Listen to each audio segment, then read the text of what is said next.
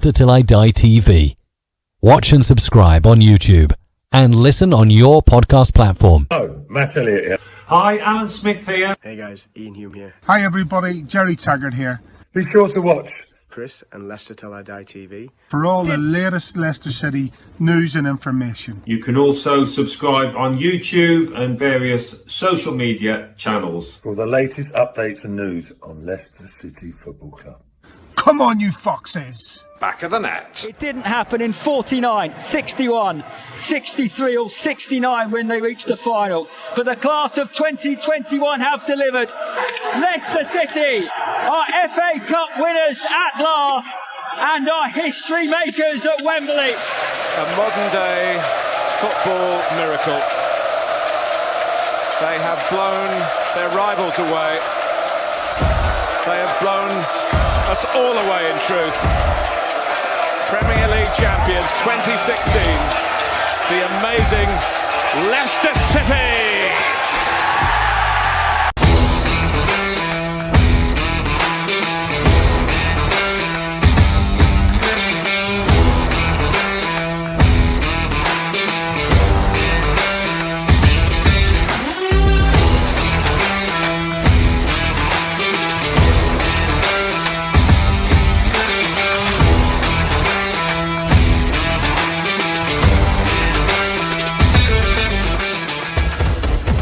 Till I Die TV. Your first choice for everything Leicester City. Tune in and join in now. And now, here's your host. Right, Chris. All right there. How the devil are we? He's back. I found him. Look, he's back. My little Mr. Devil. I tell you what, it's the only thing that we're popping up at my age. I'll tell you. Good evening. How are you all? Welcome along to Leicester Till I Die TV. You can catch us on Twitter and Facebook, but mainly on YouTube, Leicester Till I Die TV. And if you are over on YouTube, please do what it says down there. Subscribe, click the smash the likes button and click that notification. We've got a lot of shows coming up in the next few weeks, including this one with Mr. Taggart, who will be going through his thoughts on the last season. And that could be very, very interesting. But that is only available on YouTube and will only be available if you are subscribed. So please make sure you subscribed if you want to watch that.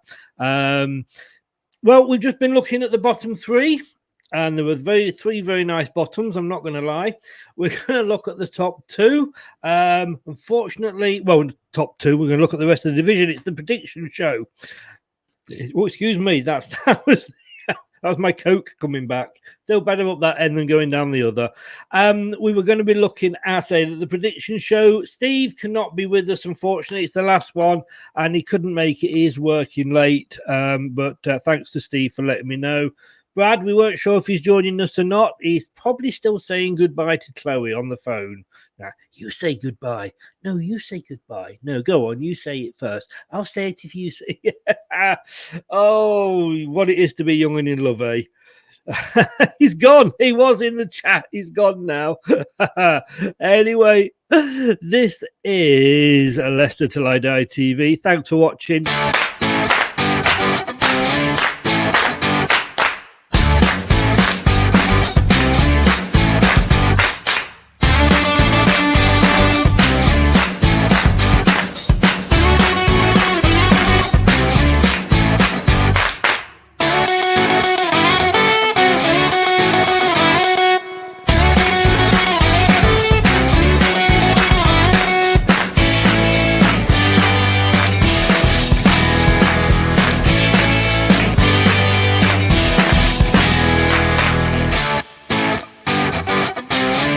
You're watching Leicester Till I Die TV. Indeed, you are. And he's here. He's back. I can't go anywhere. It's like me and my shadow. Brad, Dan, sorry. Welcome along, mate. How the devil are you? I'm good. I'm looking forward to this last week of the season, and I've got big boots to fill, taking Steve Lynex's place. You got even bigger boots to fill because I think you're taking Brad's as well. So Brad was in here. Oh, and I think Brad could be back. Let's just have a look. Are you there, Brad? Yeah, I am, mate. Sorry, I was having some technical issues. Earth calling Brad. Earth calling Brad. Can you hear me? Come in. Yeah, I'm here, mate. I know. I'm winding you up. Sorry, mate. It's these long goodbyes you have with Chloe that does it, you know. Yes, I wish that was the excuse, mate, but I was just. We have no Steve tonight, mate. He's working late, as you can see. No, we've been downgraded again. I thought you said this what happened after Steve. I mean, how you doing, Dad? How you doing, mate? I'm good, Brad. I'm good. How are you? Yeah, not too bad, mate. Anthony says, big up, Chris. Hope you're well. I think I'm a bit better than you are tonight, mate. Sorry to keep reminding you. And he says, big up, Dan, as well. He didn't say big up, Brad, because you weren't here, Brad. So nothing personal, I am sure. Oh, here we go. Hello. Hello. I expect him to start floating now like he's in the space station. That's for my next trick. That's what I'm going to do next time. I just say, if it's good enough for Eurovision, if they can get somebody in that floats in the space station, we can do it as well. And what happened in North Macedonia in the Eurovision Song Contest, we won't mention it. But England were second. At last, we're back. But talking of being back, it is, of course, the prediction show. We'll be keeping an eye on the fact that it is Southampton 1, Liverpool 1. And the bad news is that Forest are drawing with Sheffield United, so they are still up on aggregate, for fuck's sake. Come on, Sheffield United. One job you've got, and you can't even do it. Anyway, Brad, how close is it? I mean, people are talking about Manchester City and Liverpool at the top and Everton, Burnley, and Leeds down at the bottom. But you've overtaken me. Yeah. You've done a Liverpool almost. You've caught me up and you've overtaken me. Yeah, what I've done is I've decided not to Riyad Mahrez the lead this time. I'm not going to fluff my lines. So hopefully now I see now, Chris, how the tables have turned. So I'm just going to copy you. If I stay in front after this week, I'm just copying all your answers, so I'll win by default that way. Well, let me just have a look and see. It's good. It's going down to the wire, isn't it? I mean, Steve's not, bless him. Me and you just enjoy yourself, Dan. You know what you got to do with two teams. Apart from that, just enjoy it. You're not going to win for him. Yeah, why not? The other week he got none, so you can't do any worse than that. Let's just have a look. Nobody's gone for the draw today. Southampton win. Steve went for, but you and me both went Liverpool, Brad.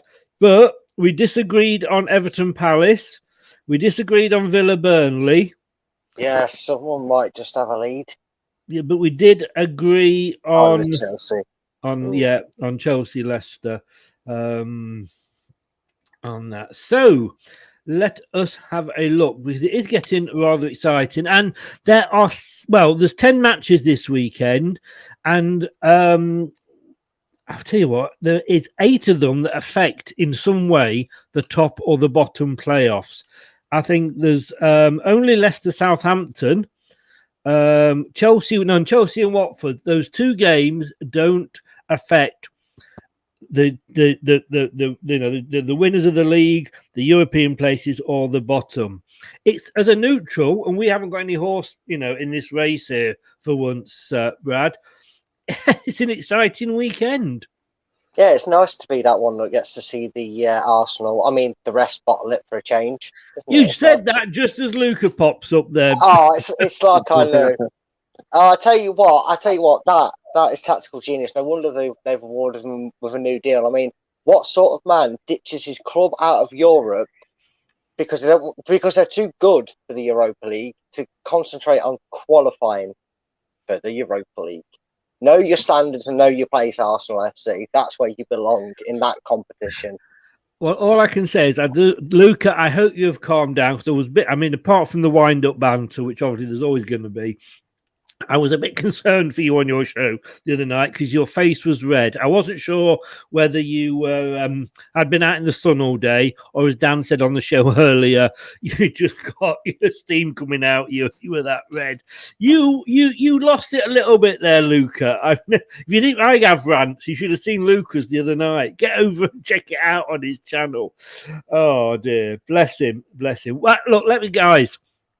There is so much at the top. We talked about the bottom in the show before, and we're down on that one. And I think everybody knows, if they do what they've got to do, it's in their own hands, except Leeds. And at least, Dan, it's in your hands, isn't it? Yeah, it is. To be honest, Thursday night, let's just focus on that. It's a must not lose. And then the last game, whatever happens in the Villa game, we win, brilliant. But yeah, it's definitely a must not lose. Well, I've got to say, neither myself, Brad, or Steve give you much hope against Villa, as you can see there, because nobody's gone for a Burnley win. Well, I'm hoping that's a good omen. I'm hoping that's a good omen that you're backed against. We always like to be the underdog in a game, so I'll take that. Dan, all I'll tell you is teams that I back with a B either win or draw, mate. It's just my logic. So you're on to something there at least. Well, we don't want everything to be sorted before we get to the weekend, because then no point in us having any shows at the weekend. But let's just try and work out now.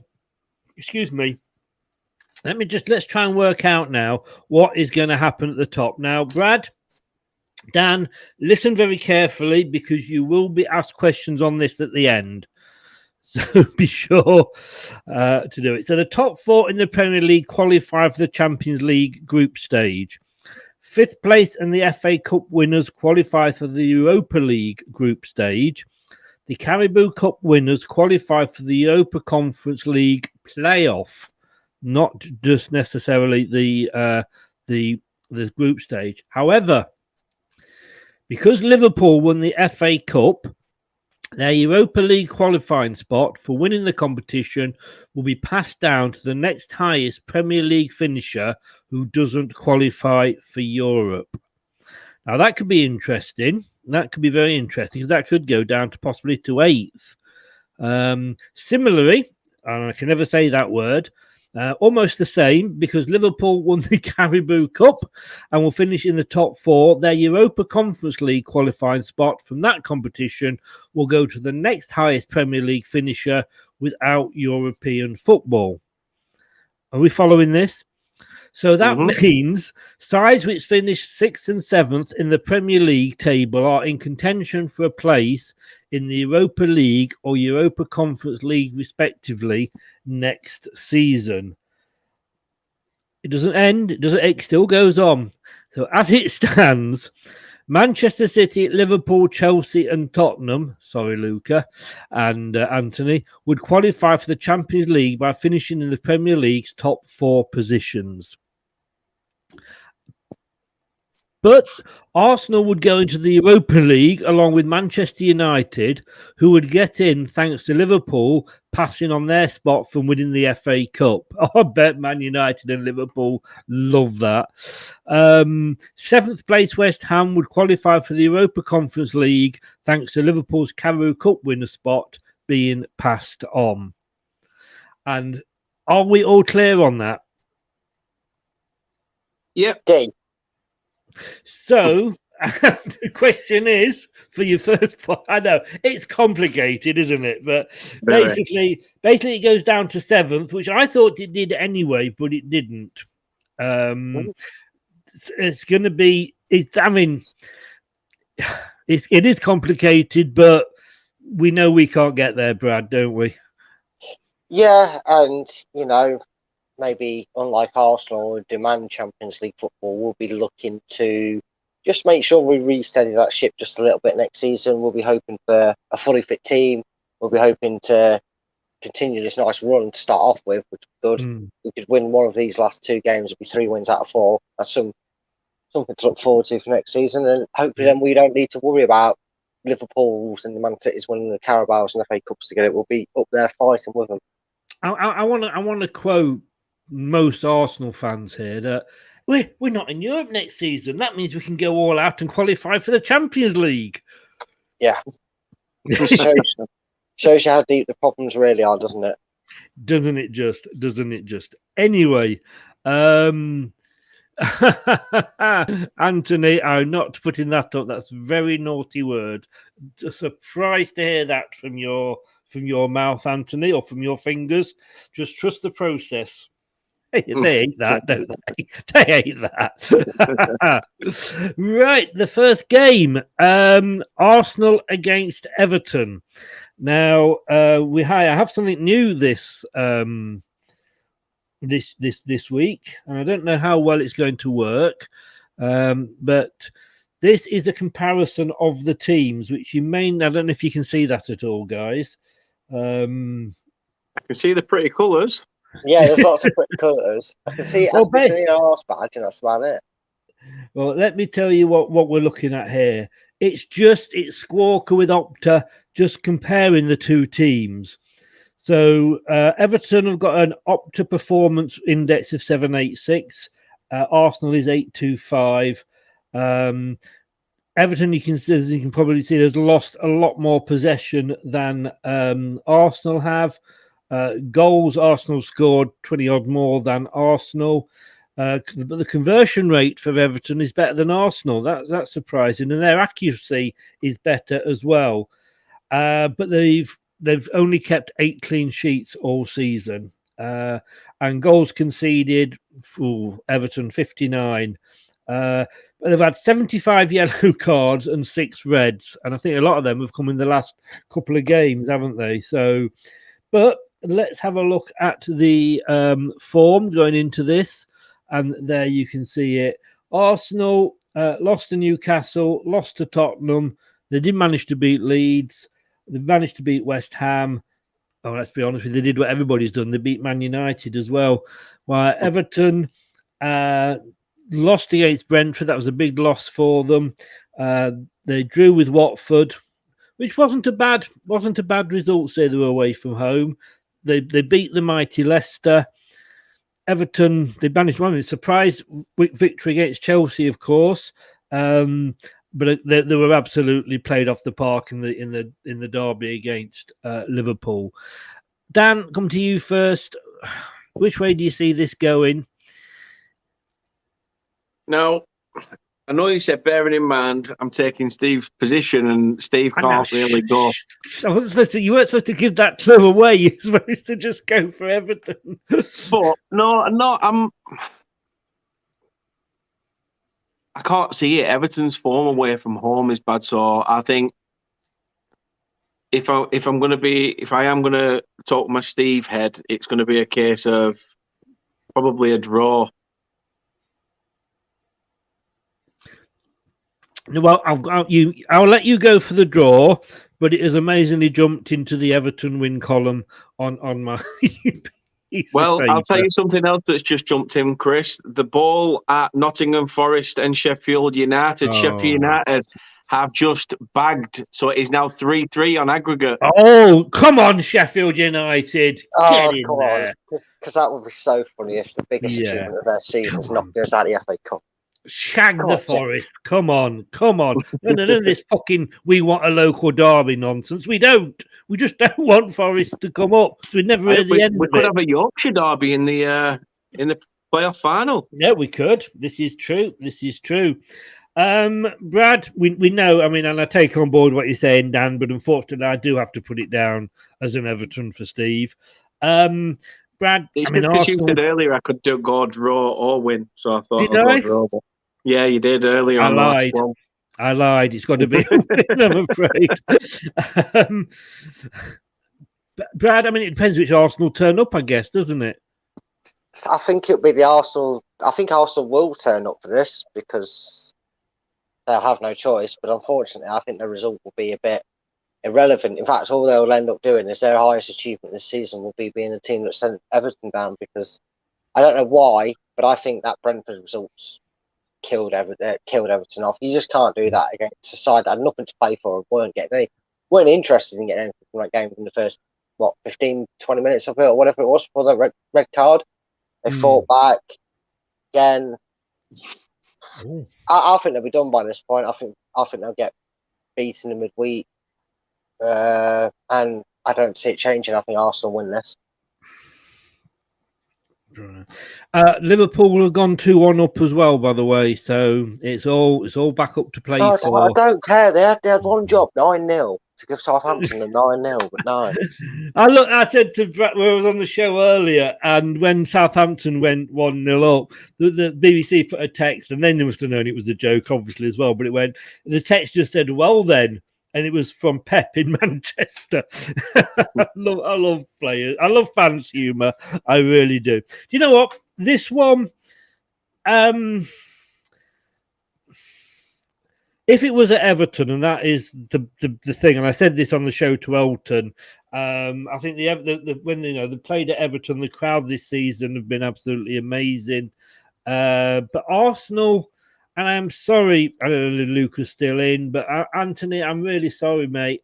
Your team has just been neither one thing or the other this season. You didn't have European football, and you were saying you're going to get Champions League. You haven't, and I get it. I wouldn't have expected Champions League, to be honest with you, because Arteta is, and I know you hate him, but he is building something there. It's probably the youngest team in the division at the moment. He's got rid of all the troublemakers, and whether they scored or not, or well, good players are not the troublemakers, he's got rid of them, and it's going to take time, and Liverpool had to wait 30 years to get back to where they were, and you lot are crying after 1 or 2 seasons when you've missed out on Europe. I'd love to say, Anthony, but I would love to see Everton win it, simply because it would, make the Arsenal fans cry even more, and we can go on and watch somebody kick the table on Arsenal fan TV. But I'm going to have to go for a draw on this one. I'm actually going to disagree with you, both of you. I think Arsenal, I just can't trust them, and Everton are fighting for their lives, and I think they may get a draw. Scott, that isn't breaking news. That's been out all day about Kieran Dewsbury Hall winning players, player, and young player of the season. So that is the first game. We are literally split on that one. The next game, we come along, and this is one that will have a huge impact on the bottom of the table. Brentford hosting Leeds. Leeds have only got the 1 game left, Dan. You and Everton have got 2. And if we look here, I mean, you just got to say here that it's all Brentford. All the Reds are Brentford. If we bring this up here. There we go. Yeah, it's all apart from possession lost, which is one that you don't want anyway. It is all Brentford there. And there's the form table. Which way do you? I mean, I know which way you hope, but which way do you think it will go? It's another tough one to call. Leeds need the points. They know they've got to get themselves out of it.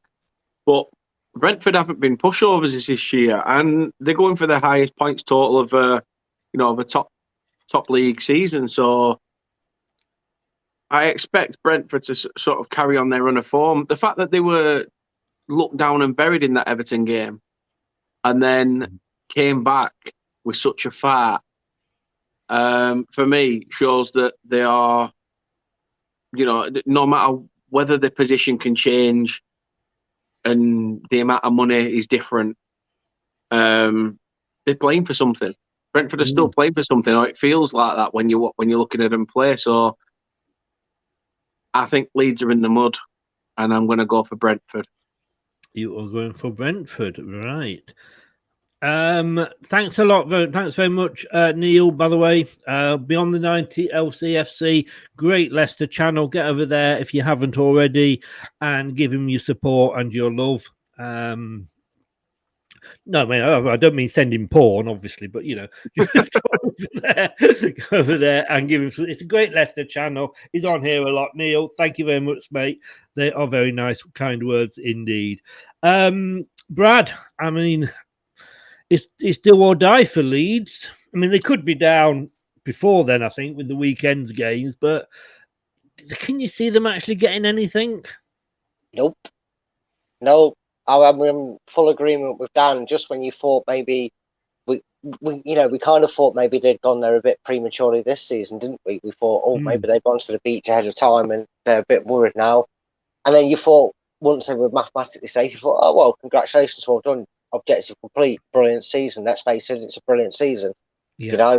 They'll take that, they can step off the gas. And again, even against 10 men, we've seen it. It's not always easy. You're expecting, and that's the thing. And away from home against a resurgent, a very resurgent fan base at Goodison, that could have been a game that they just tried, kind of gave in at the end because they just didn't see the point in trying to get through 11 men and maybe snuck out a 2-2 draw. But they kept going. They wanted to win the game. And I can only see that being a frustration for Leeds. Again, I think they're going to get frustrated by it. Said this American was an absolute fraud.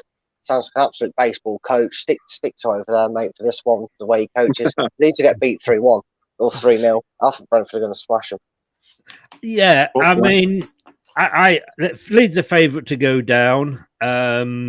Again, we said as well, if you look at their goal difference, it's double what Burnley's is. And that's going to be worth a point. They're not going to go and smash anybody 20-odd nil to sort of turn that round. But I can understand why they got rid of Bielsa. And I mean, it was his team that was letting those big losing big time earlier in the season that is costing them now more than likely with the goal difference. Although that might not make any difference, obviously, in the end. I just think, is this March? Is it Jesse March? I don't know what he's called. Yeah, Jesse March. Is he the right man to come in and galvanise a lead side? I mean, he'd be more interested in talking with Mystic Meg than he does about, getting tactics on the field, all these different people that he's supposed to be talking to. I said a few weeks ago, and again, I said this earlier in the show earlier, that I didn't think Leeds would get drawn into this. They are. I said earlier that Everton were going to go down. It looks like they could be safe. I said Burnley was safe a few weeks ago, and then they went and cocked it up. So whatever I go for will probably be wrong. But I have to, I'm afraid, agree with you. I couldn't probably say this earlier because we had a Leeds fan on, but I'm going to agree with you guys. For me, it's a Brentford win. I think, and it's going to be great to see Brentford back with us next season as well, which is a good thing. So now, I don't know. Well, I can kind of guess where we're going with this one with Brad. Brighton versus West Ham. And I haven't actually, there's been a bit of a cock-up with that one because for some reason it didn't load properly. So I haven't got the who's better what team there. But that's the form. Brighton, I mean, they drew with Leeds, but they beat Man United 4-0. They beat Wolves 3-0, but they could only draw with Southampton. And they lost to Man City, which, in fairness, most of us have done this season. Yeah. West Ham, they're out of Europe now. They beat Norwich 4-0. They lost to Arsenal. They lost to Chelsea. They drew with you guys when you visited them. But they did get that draw with Man City and nearly caused an upset. Could go either way, this one. I mean, and couldn't it? Sorry, Dan.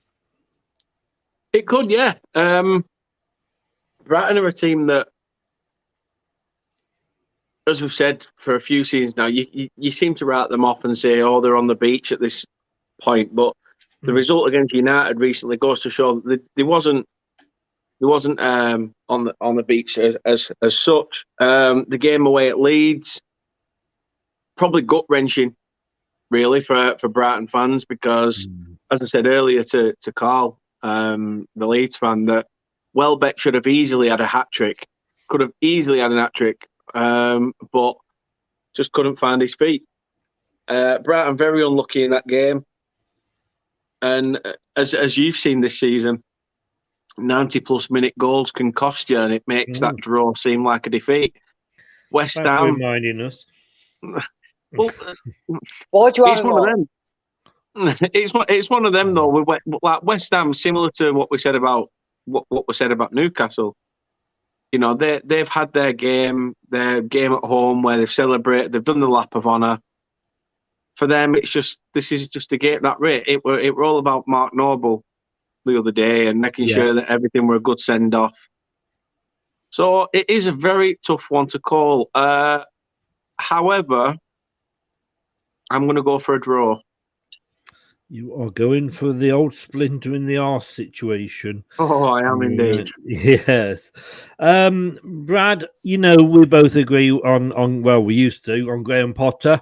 I've got to say credit to him because he had a good start. He then he was bottom. Well, we said he was bottom of the form table, and Brighton were looking like they were just going to be dropping. All credit to him. He's turned it round. They sit just behind us at the moment in 10th place, thanks to that Leeds goal. Which way? I mean, and we know, obviously, you know, that which way your loyalties lie on this one, but is it going to be a draw again for you? Well, actually, the loyalties are a bit split on this because one of my granddads was a diehard West Ham fan, and obviously my other half is a Brighton fan. But I'm going to stick to I'm going to stick to my tactic that's served me very, very well over the last few weeks. Happy wife, happy life. I go for a draw. They don't seem to lose, so I'll take the draw. Well, to be honest with you, Brad, if you look at it there, the last 2 games have been draws. So it's worked in my favour. Yeah, so, West Ham back in December and back in last May 1-1. And the funny thing is, all joking aside on that, I totally agree with you both. I can't split these two. Interesting fact, actually, about these two. It's just clicked in my head that Chloe told me. I don't believe Brighton have ever lost to West Ham in the Premier League. Not? Whoa. Whoa. I think that's a fact that she told me. I'm pretty sure that's still the case. They have never lost to them in the Premier League. Wow. I mean, when you look, you know, at the top half of the table, you know, 11th is Brentford, 10th is Brighton, 9 is Wolves, 7 West Ham. It's good to have those teams up there, isn't it? It is. It is. It's good to have that because, you know, you personally can speak about that. You've been up there, you've fought amongst, you know, the big boys. So it's nice to see, and I know you mention it quite often, that you see it as a positive, that it's not always about the same 6. It's not always about the same 6 fighting it out season in, season out. We've also got other teams in there that are willing to push and fight for the cause. And it's nice to see, as you say. It is.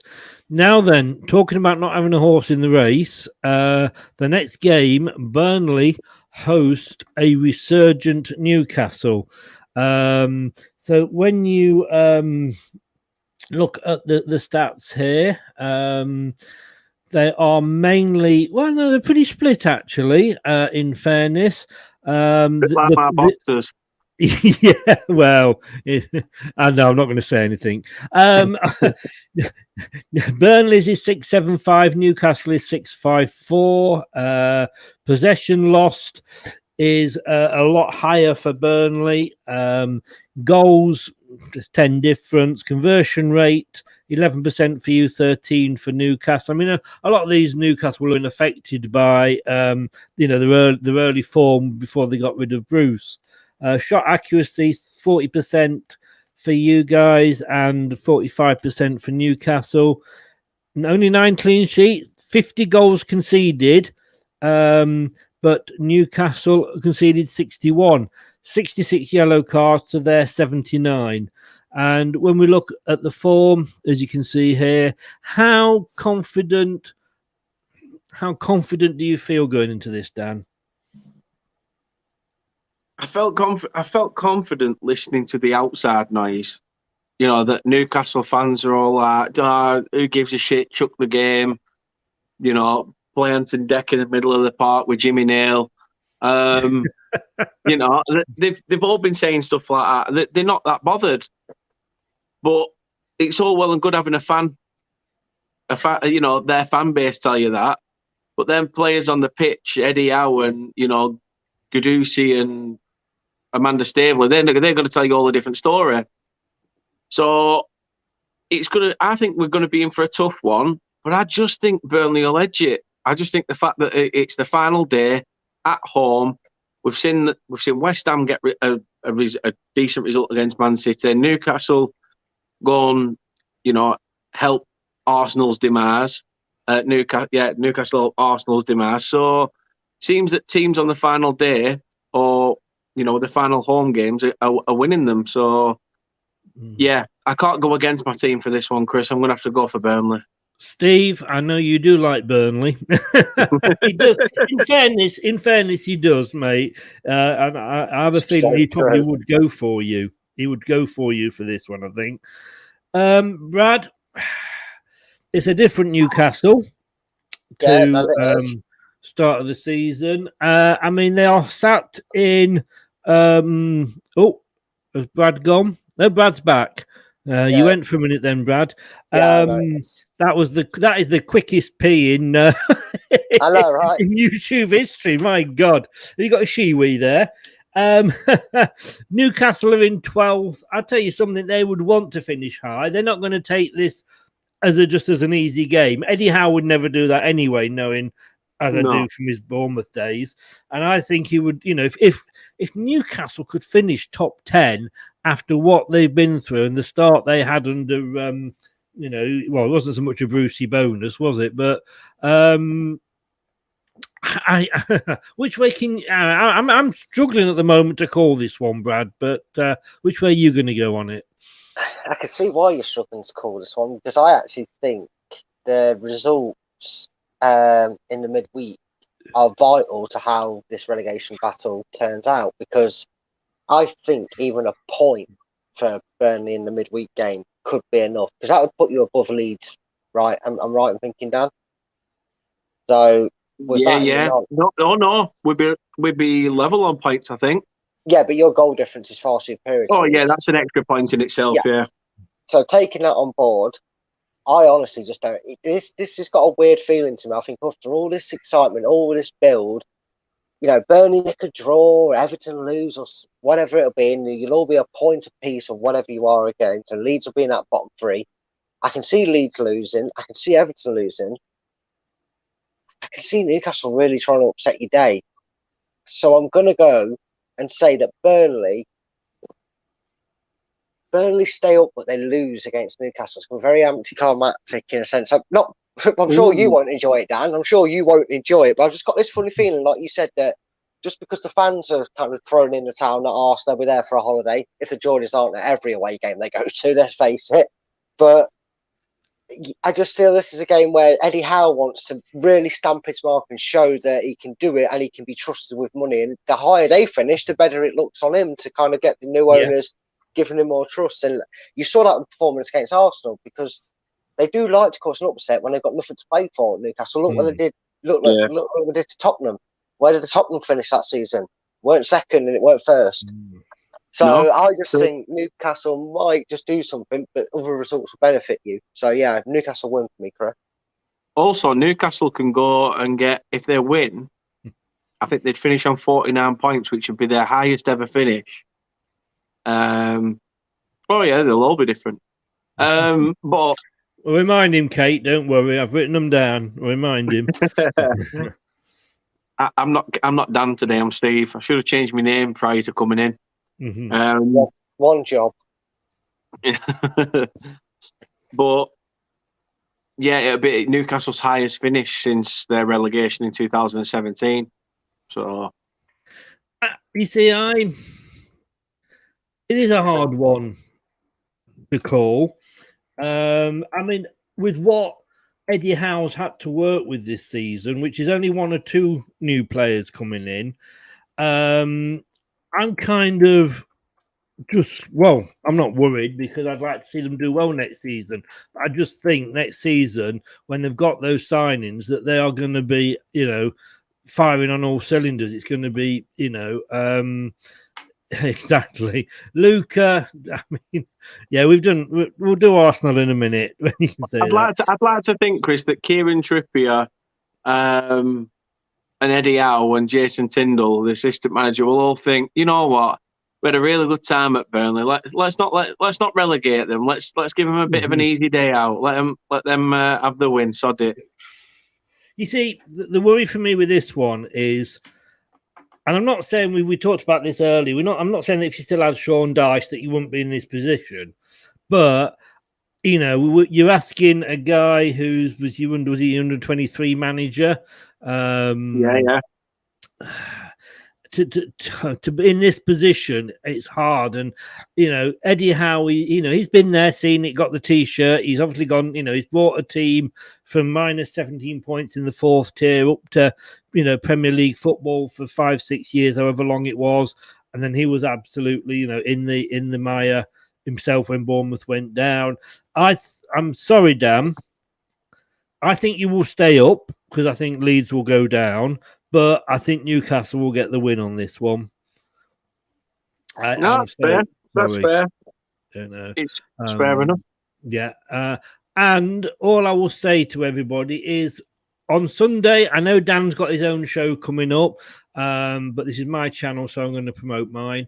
On the last day, join us at 3:00, and we're doing a Soccer Sunday final day watch along. We follow the title battle, which is still on because Liverpool have won 2-1. Fight for Europe. Who's going to get the Champions League, who's going to get the Europa and the Conference Leagues, and the scrap for survival. But if you do want to sort of follow Burnley, particularly, Dan is doing exactly the same idea with a Leeds fan on his channel, Turf Moorhouse TV. But we're going to try and cover all 10 games for you. It could all go desperately wrong. It really could. I'm not going to lie. I'm just trying to Kate and Rennie are having a bit of a conversation. No surprise. Chelsea versus Watford, and not quite all London derby, but Watford was near as damn it are in London. Let's have a look at this. I mean, needless to say that it's really all basically Chelsea on the facts. Of course it is. Why wouldn't it be?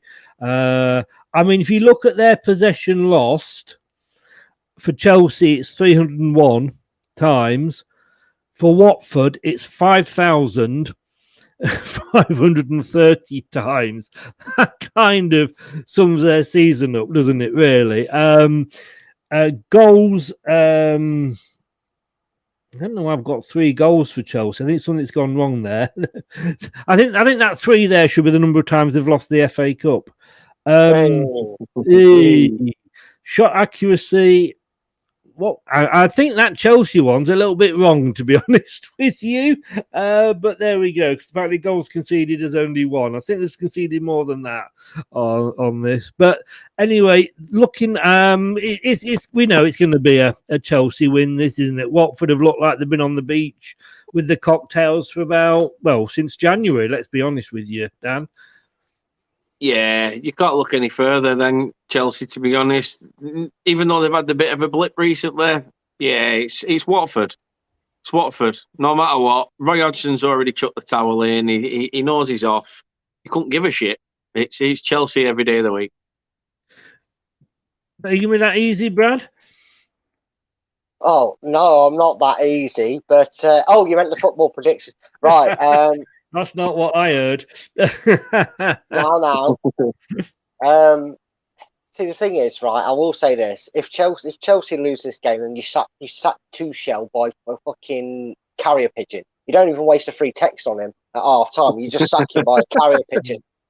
But to be fair though, I can actually see him getting the sack. I don't say these new owners or whatever would be like Roman Abramovich, but we talk, don't we, Chris, about Brendan saying, "Oh, well, if someone else comes in and disrupts the team, he might not want to play half them." I think they need someone better to coach this 25 man because he certainly ain't got a clue. But unfortunately, I have to agree with Dan on the saying that I think we'll see Lukaku do a Pogba, score a goal, and come to the cameras going, "I'm back." It's like, well done, mate. You're going to score 1 goal and take your tally up to about 6 for the season against Watford. But yeah, I think somehow they'll just, it'll be a dull game. I don't see it being a big score, but I think they'll beat them. I mean, Chelsea have got to look out. They're in 3rd at the moment. Tottenham are only 2 points behind them. But Chelsea have got to play us midweek, of course. So Tottenham will still only be 2 points behind. I'm joking. I wish. I mean, I can even see Lukaku turning up for this one and getting a hat trick. To be honest with you, and I wouldn't be surprised that this could even go past the 9-0. It really could. It's going to be Chelsea all the way. Watford, I'm sorry.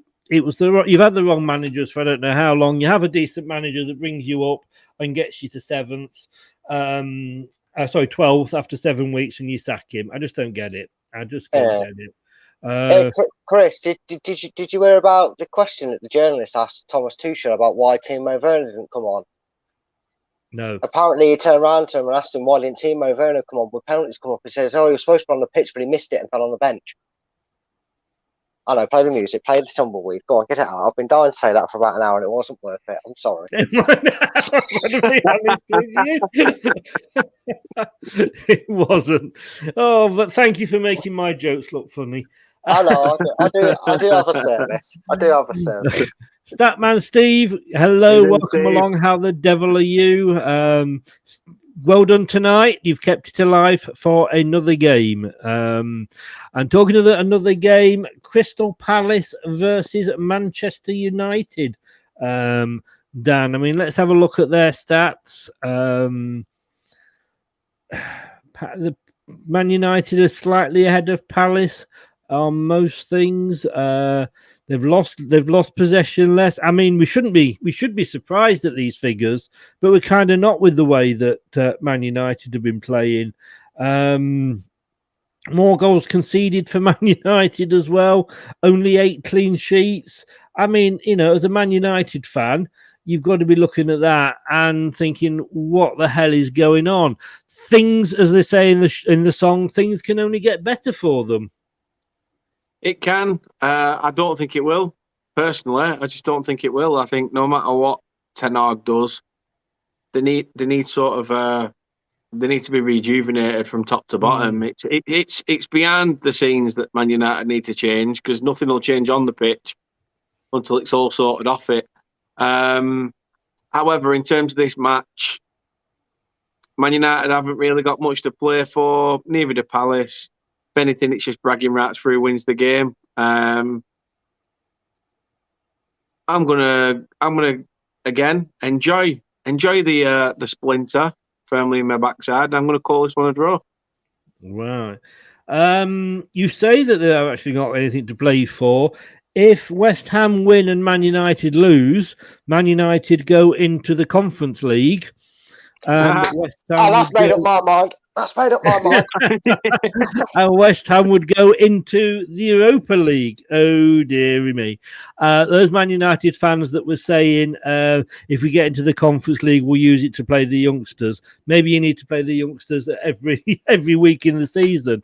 I mean, let's be honest with you, Brad. They've got a team with some stars in there. But, well, let me rephrase that. They've got a squad with star names in there, but they haven't got a team, have they? Yeah, but they've got a manager that shows about as much tactical aptitude as I do, as I do science in general. Because I have nothing to science. I don't know anything about science.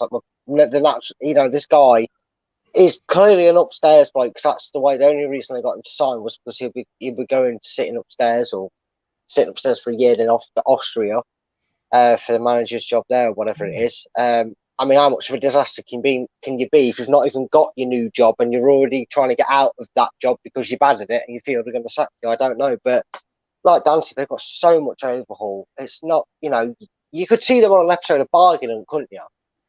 Fred Sale, we'll chuck in Fred and McTominay, 2 for 150. We'll sell you them both for £1. They need a massive clear out top to bottom in all departments. Palace have had probably a very good season, you'd say, considering how they normally do. It might not look it in terms of points wise and that, but the way the season's been and how close everybody's been, they're up there, aren't they? In the top 12, I believe. Well, near the 13th, but I'll give you that. Unlucky for them, I guess. But no, listen, I don't know if it's just because they've changed the style of football that they look like they're doing a bit better, playing a bit more aggressive. Vieira was probably favourite for the sack, so that probably made it look better than what it is as well, which he deserves the credit for. And I actually think they're going to win this game because, man, you're that much of a disaster. Nothing changes until Ten Hag's been there about 10 weeks, and even then it'll only be starting to move players up. Give him his correct name now. He's 11 Hag. Oh, I'm going. See you later. I'm not doing this. I'm not dealing with these 11 Hag jokes. Man, I mean, they are singing songs for him already. And it's embarrassing. Well, it's embarrassing. No. I mean, were we not singing Mandrich as a Leicester fan before we'd even put pen to paper on buying us? I mean, yeah, but at least we didn't sing. At least we didn't change his name and start doing like woman, lady, Mandrich. I don't know how we could have done it. So counting up to 10. That's just it's embarrassing. It's just an embarrassing chant. I don't know, Man U fans. I like to think it's actually embarrassing, and it is. You shouldn't. Ugh. I mean, I just hope that. I mean, again, at the end of the day, it's down. And we said earlier, I mean, our owners, we've got fantastic owners. They've donated £1 million to Leicestershire hospices again. And yesterday's awards, I mean, they're just they're everything that fans want in owners. We couldn't want for any better. Maybe just a little bit more money. But, these owners, they need to sort of get their head round. And the fans have got to get their head round this. That, you've had Solskjaer, who's got them to 2nd and 4th for 2 seasons running, got them Champions League. They've got rid of the man that's got them Champions League for 2 seasons and brought in a man who is possibly going to take them into the Conference League. The Man United fans have got to sit there and go, right, let's write a couple of seasons off here. Let's get this right. Let's turn it round. And then maybe they can get it right. But the fact of the matter is that they'll be shouting and screaming if they're not top 6 next season. Sometimes these clubs have got to do this. They've got to take a couple of years out, cough Arsenal sort of thing. You've got to accept for a couple of years things have to be put back together and mended. I've got to go for a Palace win on this one because yes, you're absolutely right. They got you say you sack that manager, then you bring a manager in that isn't a manager, but the players know that he's not going to be there next season as a manager anyway. And all they've got to worry about is the manager because it'll be his decision, sort of who stays and all goes. And then Manchester United, one of the biggest clubs in the world, have got a director of football on a part-time basis. I know, it's tragic. Hey, Chris, that Peter Parker meme where I think there's like a meme going around where he puts his glasses on, or he's got them off, and he can see the Champions League logo, and he takes them off, whichever way around it is, and he can see like a gas flame, and it's like a trick. Do you reckon that's what they did with Ronaldo when they re-signed him? They showed him Champions League banner from a distance. When he got closer, it went Conference League. Oh, not Champions League. I feel like that could do a round out there. I'm saying nothing. I am. Well, according to my recent name change, it looks like Champions League Championship. Cheers, Chris. he's trying to start a formation and trying to form a league of his own. And Anthony, your comment as well, trying to do a Burnley of a clear out. He's probably sat there. He's got old shirts for every team in the Premier League. He's doing a table. He's doing Premier League table by putting every team shirt out and changing it every week. Oh, well, we've got to be careful, Dan, because Southampton are coming up next, and we know Ant is a huge Southampton fan. He is. But, I do. What I missed totally. I do apologise, Dan. I was kind of double tasking. What did you say to me before, Anthony? What was that? He said something about me before you went on to Anthony's comment. Yeah, about speaking of Champions League to Championship. Thanks for the name change, Chris. Oh, all right. I wasn't sure whether that was that or not. It's taking you long enough to notice it. But, sorry, I didn't notice Kate's message as well saying, give me a thumbs up if you want a brew. So I've missed out on one of them and all. Yeah, well, hey, could be worse. Brad, I'm going to come to you first with this one. We can but hope for a 9-0, but will it be, or will it not to be? That is the question. Anthony's going to get all excited now because he's seen the Southampton logo. Leicester, we've got a better Opta performance. We've lost possession less times than Southampton, but we have conceded more goals. Surprise, surprise. Our conversion rate is better. Our shot accuracy rate is better. Again, clean sheet. Surprise, surprise. Conceded less goals and less cards as well. Rennie's gone 5-0 Leicester straight away there, coming up with that. We know it's not going to be another 9-0, but Southampton fans were booing old Ralph the other day, and there were Southampton fans that were singing "You're getting sacked" in the morning. Oh God, that's never nice. Look, the guy suffered 2 disasters, one after another, in terms of footballing. Breakdown. 9-0 is bad enough once, but to do it twice back to back, it was almost impressive. And you know what, Chris, with what's come out over the last few weeks and the way Brendan's answered the questions, the whole Casper thing was answered and put to bed relatively easily. Saying that he'd be playing. It sounds like the idea was maybe Leicester would be a bit safer, a bit more higher up with a couple of points cushion, so they could have played a bit more youngsters. Not to say they still won't against Southampton, especially if they beat Chelsea, but it's down to us, Chris. So I've got to go for it, haven't I? Score prediction as well included. I'm going to go for a 9-0 Leicester, haven't I? Because you can't not just put a bet on Leicester to win 9-0 and see if they can complete the hat-trick. But I don't like the fact that Southampton fans are singing to their own manager that's kept them up and done a stellar job for them. Maybe gone a bit stale, but remember what happened to Tony Pulis and Stoke? When they sacked stale football, hoofball, or whatever it was, that was too boring for them, they sacked him, and eventually look what happened to them after a couple of seasons. So be careful what you wish for, Southampton fans. But it could be time to change things up as well. So I can understand why they might do it, but don't be your own manager to get him out of the club. That's a bit too far for me. But yeah, 9-0 Leicester, mate. Kate's bitch. I mean, when you look at this and what Ralph does at Southampton. Look at me as well. Well, I mean, I've got her off coming looking at me going, see, even he knows. Hey, I've known for a while, Kate. I've known for a while. You get in there. But no, I mean, when you look at Southampton, again, what do the fans want? This is a club that have got, well, they had reasonably rich owners. I don't know if they still have now, but every time they get the good player, because they've got a good youth system, they get him up, they sell them. And Ralph's got to try and deal with this. Is that, this was Leicester of years ago, almost selling to survive. He can never keep good. I'm sure Ward-Prowse will be off in the summer somewhere. Wouldn't mind him coming to Leicester. Let's just get that down. Yeah, definitely. Definitely wouldn't mind that. But he is going to be on, and Ralph's got that to contend with. And to say that he's still keeping them in that division, for me, I think he's doing a damn good job. Yeah, he is. He's done a fantastic job. No matter what those 9-0s, you can park them and you go again in the next game. At the end of the day, yeah, it's they're always going to be there. You're always going to think, shit, the 9-0 here, and use that. Southampton need to use that. You know what? They've done a bit of a Denmark in the Premier League this year. They've lost some of their main players, some of their key players, that have been sold, and they've rallied together. And as you said, once again, fought to stay in the Premier League.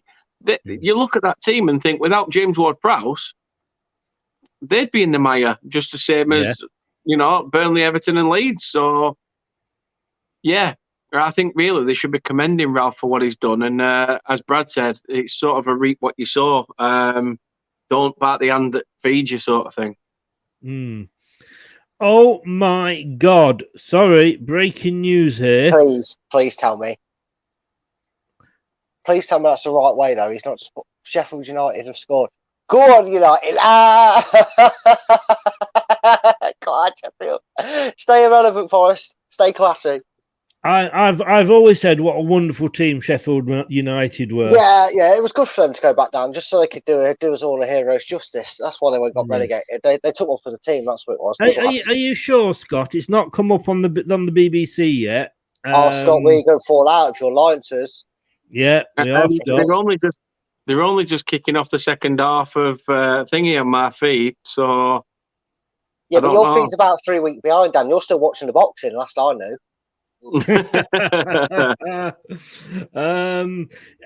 Renner, do you think we'll play Vestergaard against his former club? No, I think Brendan has said a couple of times now that he wants to, or he's considering playing the youngsters. If he was going to play the youngsters, I think he would have played them against Norwich and Watford. Those were the two games that were perfect for the youngsters, because no disrespect to them clubs. You know, we could have, the youngsters beat Watford in the FA Cup. They couldn't.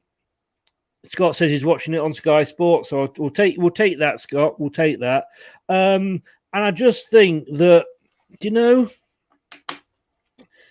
I think Brendan wants to finish as high as he can. I think if Brendan can come out and say, hey, look, guys, we finished 8th or 9th here, top half to finish, and we got to a European semi-final. It's not all as bad as everybody, has been moaning and saying. So I think he's going to go for the win. So I don't think he'll play Vestergaard. But that said, I hope Vestergaard comes good next season. It's got to be a Leicester win. It really has. If everybody, it's been ruled offside. Scott, Scott, it's your fault. You jinxed it by saying it early, Scott. What you done? Oh, it's all your fault. Scott, blame you. Scott. You had one job. Yeah, he's got one job, Scott. No VAR though in the semis, but there will be VAR in the finals for all the players. I don't like that. It should be like the cup competition. If they can advocate it for the lower leagues and that as well, they should do it. But if you're not going to have it in the semi-final, you don't have it in the final. Because both are just as pivotal. That said, I think for the final, obviously, whoever wins it has got to get used to VAR because they're going to have it next season. But no, going back to this, I think if Leicester are in the mood for it and the Leicester turn up, and I know it was only Watford, but I don't, you can only play who's in front of you. But if they turn up properly, I think we could be looking at another 4 or 5 goals. But Dan, the Burnley fan, Liverpool hosting Wolves. Liverpool have just won tonight 2-1. It's all in their hands. It's at Anfield. They are going to be going for this absolutely big time, aren't they? Yeah, they are. Just to go back one, Chris, I'm going to predict Leicester. No, you did say that, mate. Yeah. Did I? Yeah. I don't remember him saying it. Did you? No, I don't remember saying it. No. You asked me about Ralph. You asked me about Ralph, but that was it. I think it was just the way you were going. I think it was because Scott had come on and gone. Scott again. He came on about Sheffield United scoring. But I think from what you were saying, I kind of gathered you weren't going to hit me with a Southampton win. Oh, definitely not. Definitely not. Plus, Dan wants his pocket money. Yeah, of course I do. Of course I do. And if I say Leicester win and they actually do win, I don't have to wash up either. It's all yours for this one, then, Dan. Yeah, I'm gonna go Liverpool. You can't really fault it. Wolves have dropped off big time, and okay, they got a result against Norwich. Yeah, so what? It's Norwich. Liverpool have got something to fight for, and they have. Pardon me. They have to win this. If they don't win this, then the league the league trophy is basically out of their hands and into Manchester City. So Liverpool all the way. Liverpool without all second the way. doubt. Yeah. Brad? I think that Leicester find themselves in a similar situation because of this game. I think Leicester, the ball's actually in our court to take that eighth place, because Wolves have probably been like Southampton, jumped on the mega box too early, went down to the beach a few weeks too early, and they're not bothered about their season. And Liverpool going to go all out for this. It doesn't matter how, even if Wolves frustrate them, you only see one winner. And I think because of that might help Leicester if they can get something from Chelsea or inevitably beat Southampton. Fingers crossed, they'll take the 8th place. Because I only see one winner in this as well, mate. Liverpool will do what they've always done when they come second in this sort of situation. They'll fight valiantly to the end, but it won't be enough to win. But they'll get it. No, I agree with you guys as well. I can only see this going one way. Wolves a bit disappointing for me because I was surprised they got rid of Nuno, but it happened. I thought they were a perfect fit. They brought Bruno in. They had a really good start, but they have fallen off sort of recently. I mean, if you look at the form there, where are we? They could only draw with Norwich. Man City put 5 past them. They did get, in fairness, they did get a draw with Wolves. Brighton beat them, and even Burnley beat them. That's like Emil Heskey's book. He's done an autobiography. It's called "Even Heskey Scored." It's one of those like even Burnley beat them. Sorry, Dan, but we're all in agreement with that one. So if Liverpool are going to win, what are Manchester City going to do? They are hosting Aston Villa. You can see it's all green on the Manchester City side there. The better team all round, and they just keep getting better. They bought Haaland. If we're not careful, we're going to end up with like a Scottish position with Man City and Liverpool. It's. I mean, Dan, is it are Villa even going to bother turning up? I mean, I know you got Gerrard who's probably going to want Villa to do well, so he'll probably go out for it. Yeah, Pep's got to go all out for it. The thing is, you're coming up against an Aston Villa side managed by a Liverpool legend who's going to try and sack up his team to get something here. You're looking at another dying minutes game, similar to the Manchester United away at Sunderland and, Man City QPR. You're looking at another moment like that again, I think. However, that said, City are too strong for Aston Villa, way too strong for Aston Villa, and we'll get the job done and get their hands on the trophy. Right. I mean, we're looking at Ash. Good evening. I guess you're a Tottenham fan. You're going Arsenal, or who are you? Or are you a Toon fan? Possibly. More than likely a Toon fan, actually. Whatever it is. I'd just like to say as well, Chris, Scott was Billy bullshitting us because I've not seen nothing. And it's now 21 minutes on the clock. I've not seen nothing. I've checked the commentary. There was no offside, no goal, nothing. Scott, what have you been drinking, mate? We could all do. You little scoundrel, you. I'll tell you what it was. I bet it was a bloody replay. He's had too many alcohol pops. That's what it is. Scott saw a replay of the goal and thought it was another one. Ash, Newcastle fan, you're more than welcome, mate. Thanks for popping in. If you haven't yet already, do what it says there and subscribe to the channel. It would be much appreciated. Brad, Man City Villa. Champions League bottler versus the man who slips. God, who's gonna come out on top of this one? It's Man City, isn't it? There's no point differing around with it. Let's get straight to the point. Man City are going to win it because it's just what they do, don't they? As annoying as it is, I don't want to sound horrible. Maybe if it was someone else, I'd be dreaming that Villa hold on to a draw and someone else sneaks a win. But because it's Liverpool, you just know that they're just going to be a bit more insufferable. Even though they've already won it, we've kind of gone, all right, you finally done it, well done, there's your Blue Peter badge. But they'll be even more insufferable, especially if they win the quad. And for the lesser of two evils, just so we don't have to put all our eggs in one basket on Real Madrid and beat Liverpool in the final, Man City win this, they win the league, and at least the worst we're going to have to deal with is treble insufferable and not that. So yeah, I go for Man City walking apart. I've got a funny feeling it is. Hi. Go for Villa, go for Villa, go for Villa, go for Villa. We'll go for a break.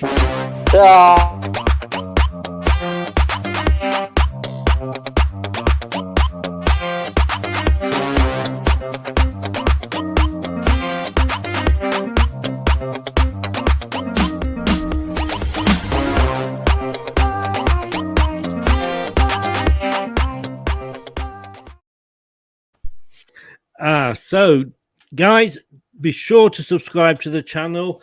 and click that notification bell. We have got some good games, shows coming up. We've got our Chelsea preview tomorrow at 7 o'clock. We've got Ankit, a Chelsea fan, popping on to give us his views on the game. On the final day, we did mention it earlier, we've got the Soccer Sunday final day watch along. I've got 3 guests coming in. Anthony's one of them, Doug's one of them, and Pidge, the amazing Watford fan. He's got a better backdrop than me. I've got to give him credit for that. He's also got more hair than me, and it's very, very much a nice make. And we're going to be covering all the three battles there, as you can see. And then coming the week after, it will be a YouTube-only show, so please don't try and watch it on Facebook or Twitter. It will be on YouTube only, so for subscribers, and that's Jerry Taggart talking about Leicester City's season, and that could get very interesting. Now, where am I going to go with this one? I heard one of you was saying before. I'm actually gonna throw a spanner in the works here. I'm gonna build attention with me.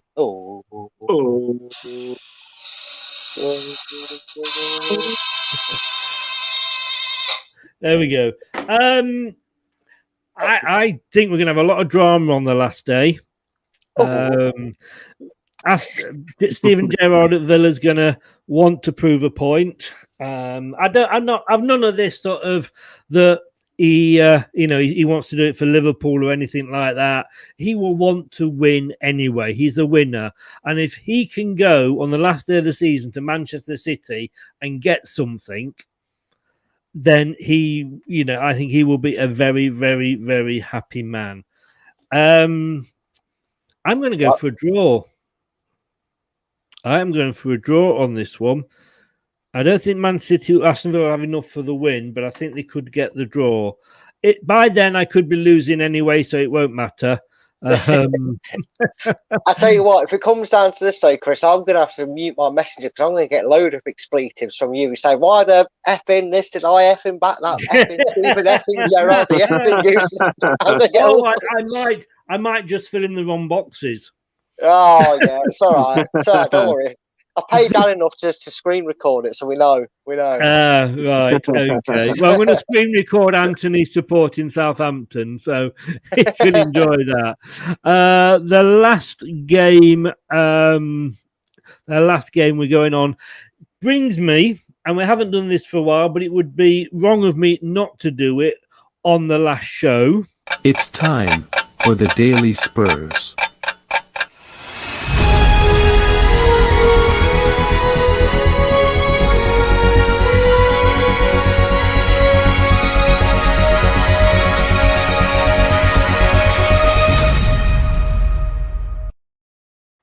How long since Tottenham? Sorry, I said Burnley. Then how long since Tottenham have won a trophy? Well, they probably feel like they've won a trophy because they're going to finish above Arsenal, probably, and that to them is as good as a trophy gets these days.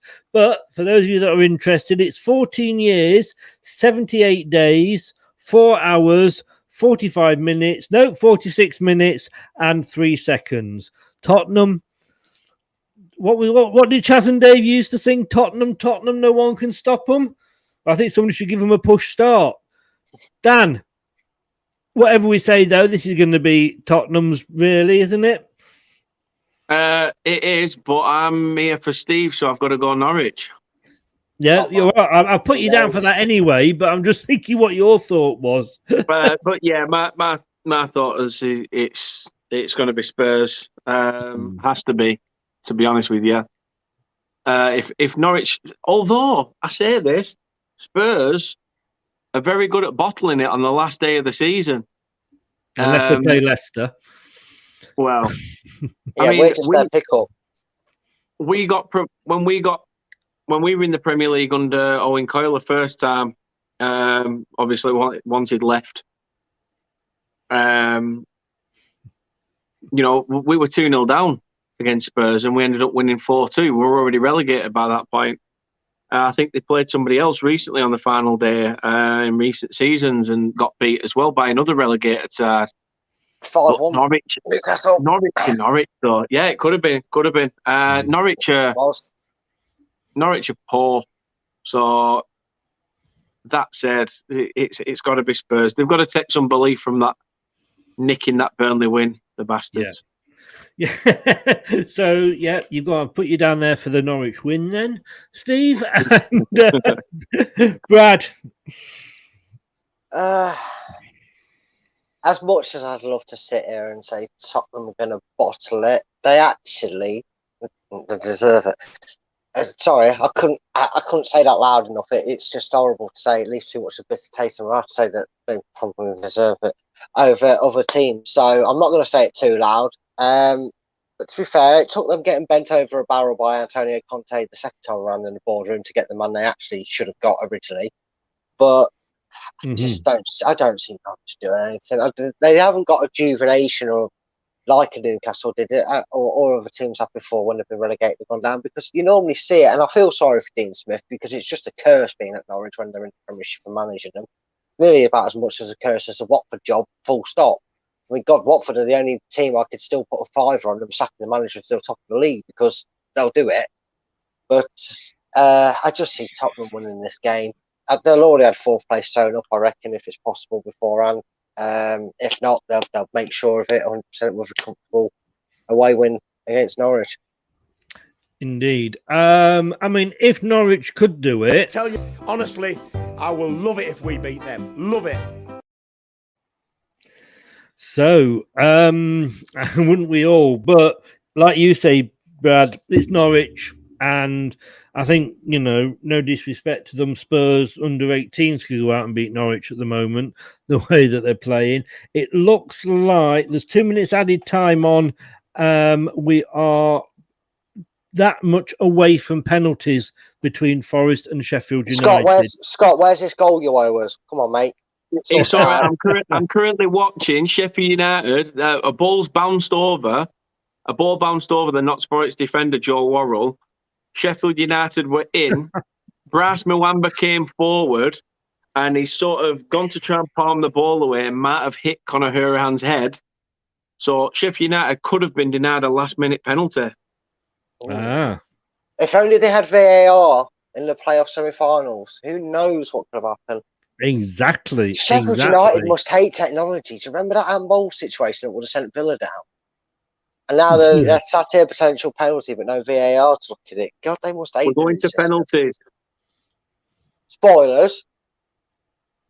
Chris has still got a minute left, Dan. Shall we stay on a little bit longer and see how this penalty shootout goes? Go on, why not? Go on, we're having a watch along. Well, yeah, we'll have a bit of a watch along. I'll keep you informed, Chris, if you're behind or out. Sorry? Yeah, well, we probably will be. Right, probably have the team talk for 10 minutes now, won't they, while they try and sort out who's taking what? Yeah, let's just see if we can get... Whose shorts are less brown? I want 10 of you. I need 5 of you. I'm just going to go off camera, mate, because I'm going to use not a problem. Not a problem. I'm just seeing what I can get up here. What's that song that Sheffield United sing? You fill up my senses like a night in the forest, like a night out in Sheffield, that wonderful stuff. Oh, I've God. no idea what you're on about. I haven't. I can't translate that myself. No, I thought I'm gonna let him. I'm just gonna let him. They sing a song about a greasy chip butter. They sing a song about a greasy chip butter. Do they? Oh, yeah. Oh God, I don't even want to know. I don't want to know, Dan. Let us know when the med's kicking, mate. I will be back in a second, guys. You two just have a chat. What do you reckon, Dan? How's it going? How's the penalties going to go while Chris is sorting himself out? I don't know. That looking at the game while it's been on, I just think Sheffield United look like the team that want it more. Notts Forest look like they've tried to play this game out now. They've had a few chances from crosses, but nothing concrete. Nobody there. They're just hopeless balls into the box. But it can all change in a shootout, can't it? But I just think that Sheffield United look like they've got more about them. They look a bit more energised. Forest look like they just want the game to be over with. Yeah, the problem you can have with that, and I don't know if it becomes a psychological thing, is if you're the team that goes all out in extra time, and the other team, like you said, try and hold out for that. We remember, don't we, infamously, Chris, in '96 when we played Palace. Palace was sitting out, going for the draw. There was 118 minutes on the clock. They saw penalties. They were already mentally preparing, and Martin O'Neill made one of the most ingenious substitutions in a playoff final ever, taking off his first choice goalkeeper for a second choice to prepare for penalties. It took Palace off, and that's how Claridge scored the winner. And I always wonder in them situations what would have happened. And Chris, didn't somebody write a book on a what if scenario for Leicester? Yes, they did. They did indeed. Yeah. But I always did wonder what if Leicester had lost that, drawn in that extra time and not found that winner, would they have won on penalties? And I sometimes think that if you go all out to win it in extra time and it doesn't pay off, you might just be that extra bit leggy. Which you don't want to be running up to a ball with dead legs, do you? You don't want to be running up feeling dead weight. Hopefully, Ash says here, is a Leicester fan one player you could sign? Who would you choose? I'm going to go with Ward-Prowse because I think he would be a good signing to replace Tielemans in the midfield there. But I've probably got a list of about 5 or 6, to be honest with you. But just off the top of my head, I'd probably go for that. I don't know. I can't see if they've kicked off yet with penalties. First players walking up to take the penalty now, Chris. Burnley-born Oliver Norwood is stepping up for Sheffield United. He's got to get a Burnley thing in there somewhere, hasn't he? We're only born round corner. So do you not have hospitals in Burnley? Nah. We pass them about. We play Kirby with babies round here. Now that I can believe. Play Kirby with babies round here. Referee just talking to the goalkeepers, but Ollie Norwood's got the ball down on the spot already. I mean, can I just chuck out a free transfer idea? And it's not going to cost us anything in wage. I mean, not going to cost us anything in fee. Yeah, just quickly before the penalties start, Brad. Very quickly. Might be 500 grand a week we've got to pay him, but Kylian Mbappe too much to ask. Yes. Free transfer. Because I don't know how realistic I have to be with that question he was asking. If I could agree with you and say Ward-Prowse. First pen's about to be taken. Ollie Norwood up against Brass Samba. Come on, Sheffield United. Forest goalkeeper taking his time, making his way to the line. Yeah, he'll score it. Oh! First penalty missed. Oh, for God's sake. One job, man. Oliver Norwood missed a penalty. I didn't say that. Oh, he has missed, yeah. What? You can always trust my graphics there, Dan. It's a good save. It's a very good save by Brass Samba, to be fair. He went the right way, read it. Brennan Johnson set to take the penalty for Notts Forest. Brilliant. Fotheringham looks confident, though. If you're watching it, Dan, you can describe the actual saves and what have you. Here we go. And Forest 1-0. Brennan Johnson sends Wesley Fotheringham the wrong way, and Forest take advantage. That makes it 2-2 on the night. Oh, I don't know what my one's doing here. It doesn't matter if it's 2-2 on the night, does it? So it's 1-0 on penalties to the old Nottingham Forest. We know what it's going to be, don't we, Brad? Former Villa midfielder Conor Hourihane about to step up. I hope not, but I've got a funny feeling they'll miss this one. Yeah, I got a funny feeling. The thing is, would it be funny for them to lose at Wembley? Hold you. Well, that's about one Forest. Hourihane's gone to put it down the centre. Samba's just stood there and he's literally just tipped an arm out. It's hit the arm. bounced off the crossbar and bounced away. Wow. Wow. I feel a bit foolish with my little mocking laugh. I to offside, but there you go. They'll have to lose in the final then. It could all change. It could all change. You miss your first 2 penalties, you lose. You deserve to lose. You do. You do. So 2 missed penalties for Sheffield United. Right, as I was saying, say then, Dan. I'm sorry, Brad. Would it be funnier for Sheffield United to lose at Wembley, though? Oh, I don't know. I mean, I don't know who this fella is, but somebody for Forest stepping up. Can't see name up back at shirt, but I'm guessing he's popped it in. Yeah. if Forest loses, Cafu. Oh, Foderingham gets a hand to it.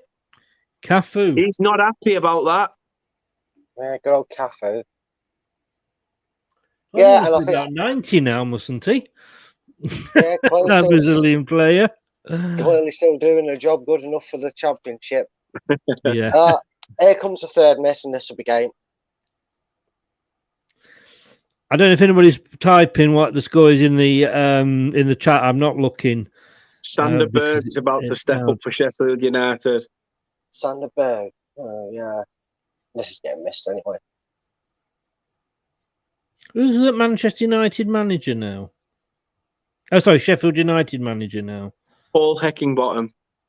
Yeah, the guy who was left in charge to relegate Watford last time out, wasn't he? Yeah, and Sanderberg buries it. Sends Brass Samba.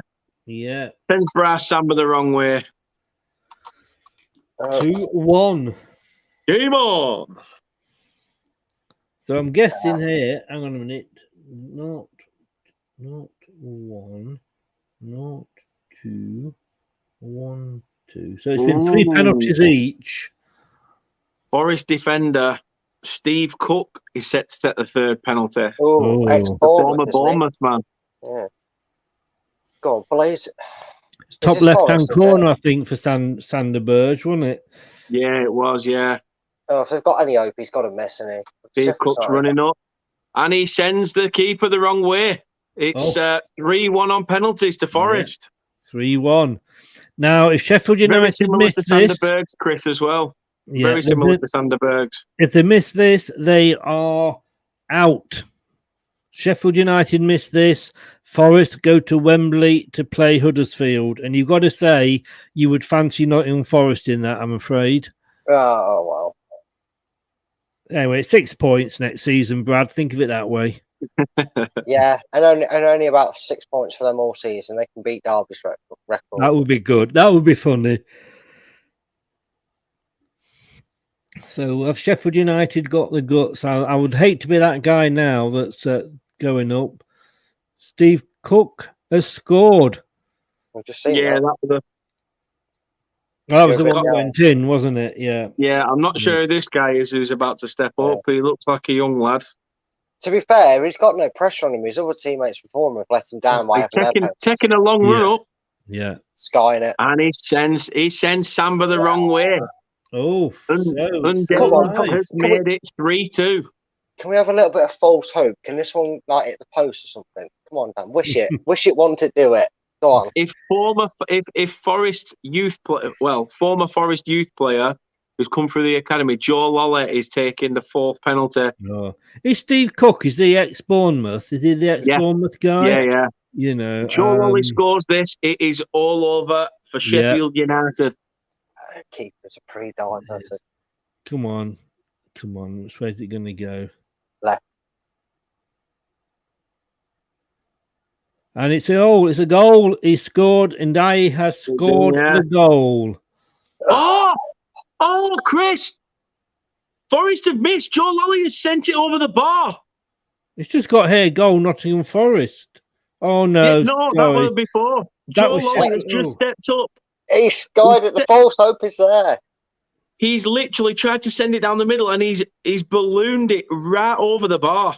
Wow. Oh. 3-2. Yeah, Joe Lolley. Sheffield United have to score. And it's Morgan Gibbs-White, the man on loan from Wolverhampton Wanderers. So we want to sudden death at the moment now, aren't we? So, yeah, usually, yeah.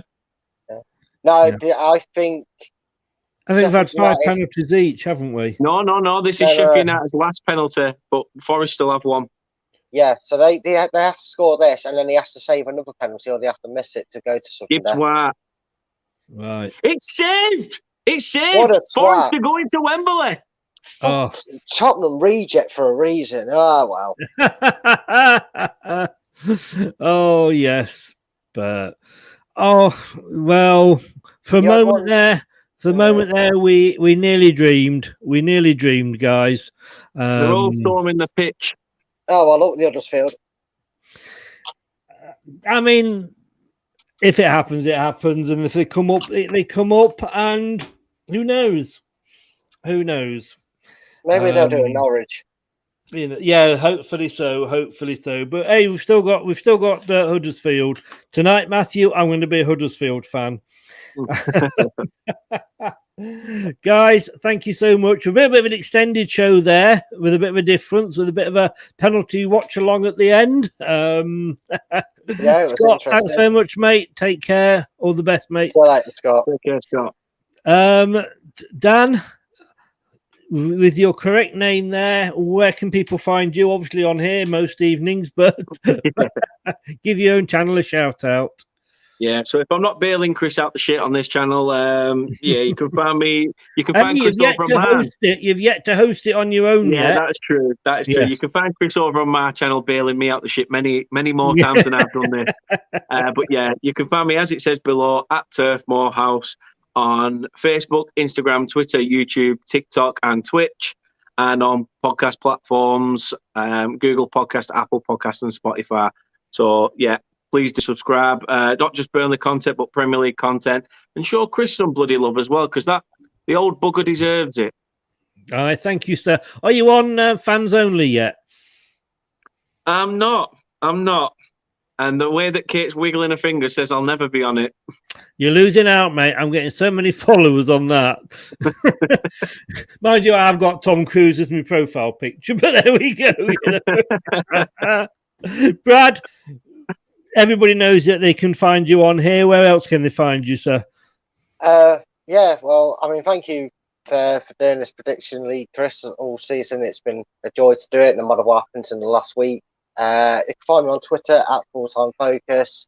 And I'd be ever so grateful if you checked out my YouTube channel, which is a matter of opinion. You can find me loading up podcast episodes there.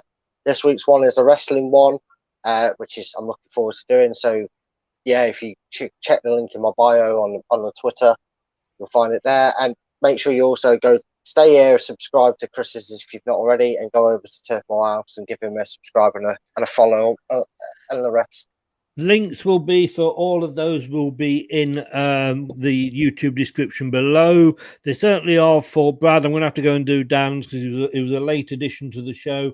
Thank you so much for standing in for Steve. Dan. Good luck for the rest of the week.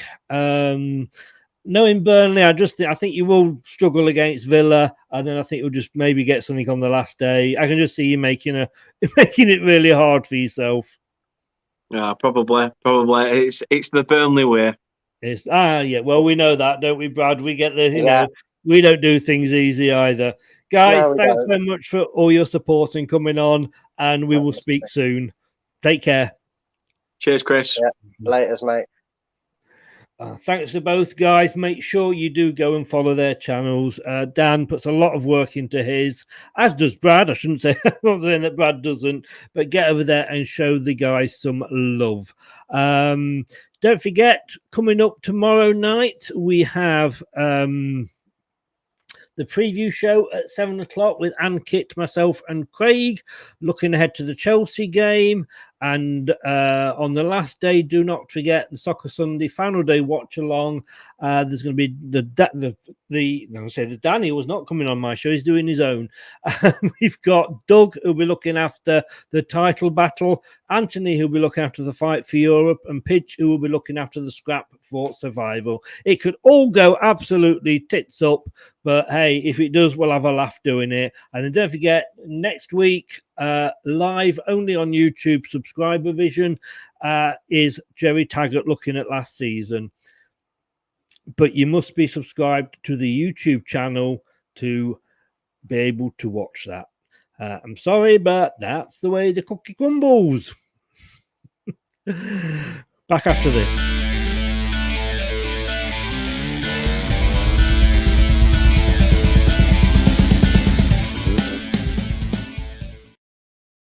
Thanks for all your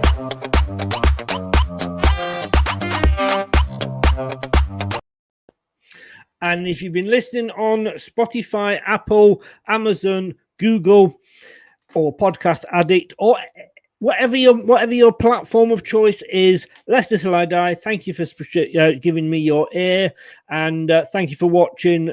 Please, as I say, go and subscribe. I will see you tomorrow at 7. I'm off to bed now. I need my beauty sleep, as you can see. I will speak to you later tomorrow, 7 o'clock. Take care. Thanks for watching Leicester Till I Die. This is Chris saying goodbye, and see you next time. Follow us on Facebook, Twitter, and Instagram.